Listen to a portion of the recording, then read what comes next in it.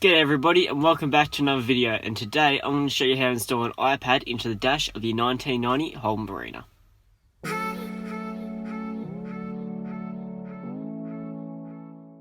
So this is my 1990 Holden Barina, which I picked up for $88.25, and if you want to see other videos on this, I'll leave the card to the playlist up in the top corner. So far we have given it a quick test drive. We've also given it a spray paint with some of the cheapest paints I could find, and that brought out this purple and black colour. Now we've also given it its own custom number plate, which is Derek, because that's the style where I call the car. And now we're going to upgrade the stereo system and put it in an iPad. So the first thing you have to do with putting in an iPad is to remove the old cassette speaker. This one was gross and the volume would not work on it. It would either only work extremely quiet, or if you turned it up slightly then it'd be extremely loud. Although it did play the radio, which was good, it still just wasn't good enough, so now it's time to put an iPad. And this thing was extremely difficult to remove because I couldn't get any of the dash panels out around it, so I just decided to cut it out with a multi-tool and then just pull it out that way. Okay, so with the last clip you just saw, I just took out this old radio in here. I've done a little bit of wiring. So what we've done is we've put in a 12 volt DC jack. This is just running off the 12 volt lines that are already in the car. But 12 volt DC jack so that we can attach a little amp here. These little amps go for cheap on eBay. I'll leave one down in the description. They're really cheap, Bluetooth, and they're actually surprisingly loud, which is good. So we've hooked up a 12 volt line, and we've also plugged in an additional car charger, because we're going to use this to charge the iPad wherever the car's running, so that we don't have to take out the iPad, then charge it inside or something like that, then bring it back in. So it's all just charging in here, so it can stay in here for as long as it wants. Now, in here, because we have a huge gap here, I was going to put a CV radio, but the CV radio doesn't work. So at the moment we're just going to leave that be and we'll sort it out later.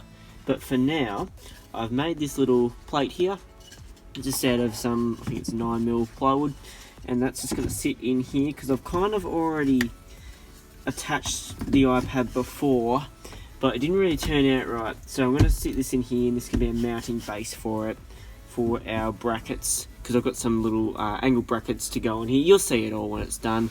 I'll show you in a minute, but anyway, this is going to go in here, so we need to drill some holes. I could drill a hole through here for the power cable to go through to charge the iPad, and then we'll fasten it to here and then to the iPad somehow. We'll figure that out when we get set, but right now, let's drill some holes.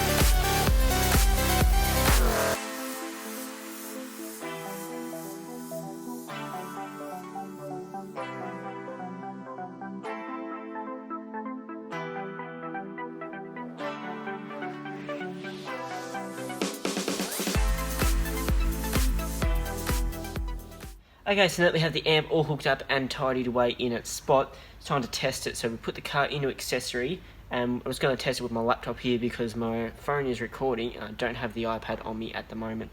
So if we just connect it up and play a song.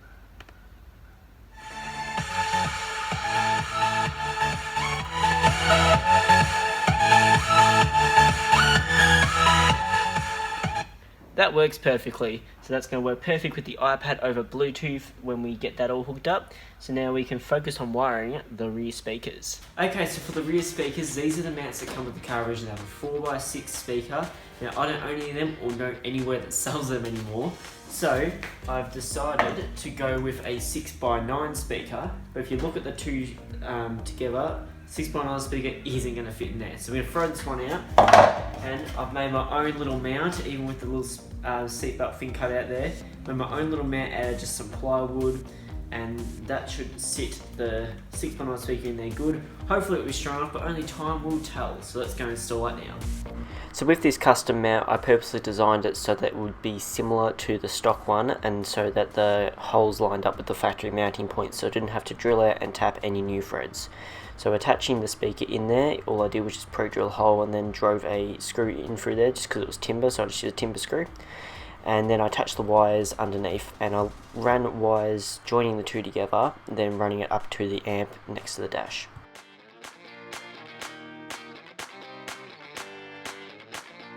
Wiring for the iPad and amp, check. Back speakers, check.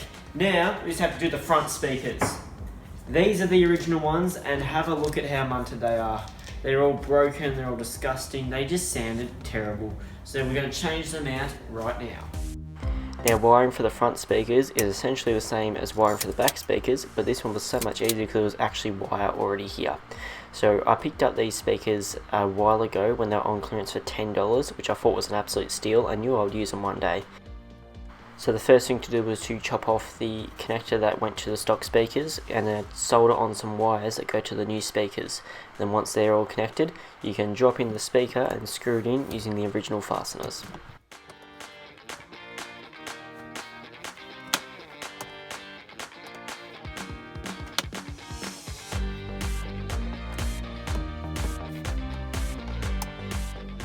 The next thing was to attach the factory grill that came with it. Now because these speakers were just a tiny little bit taller than the stock ones, the speaker grills didn't quite go in as well as they used to, but I'm willing to live with that, and now we can do the exact same thing for the driver's side speaker.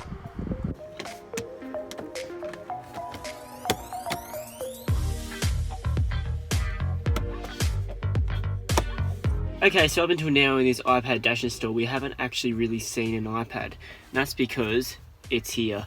My friend Hugh has been changing the screen on it because when we had it in here before, on the first attempt at attaching it down, the screen didn't work and then it cracked. So he was been fixing that one. Now we have it back here again, and you might have noticed in my little thing here, I've taken off the old crappy case because we've got a big, heavier duty one here. Now the way we're going to attach this one is with a couple of screws, which I've drilled and countersinked in the bottom there. So what we're going to do is put all the screws in first. There we go. Then we'll put the iPad in. So iPad's all ready to go. It's got its screws poking out the back. Now we're going to attach it into here, and that's what it's going to look like. Now we're going to liquid nails this down to the dash here, which will help a bit better. But before we do that, let's get our cord here and run it through.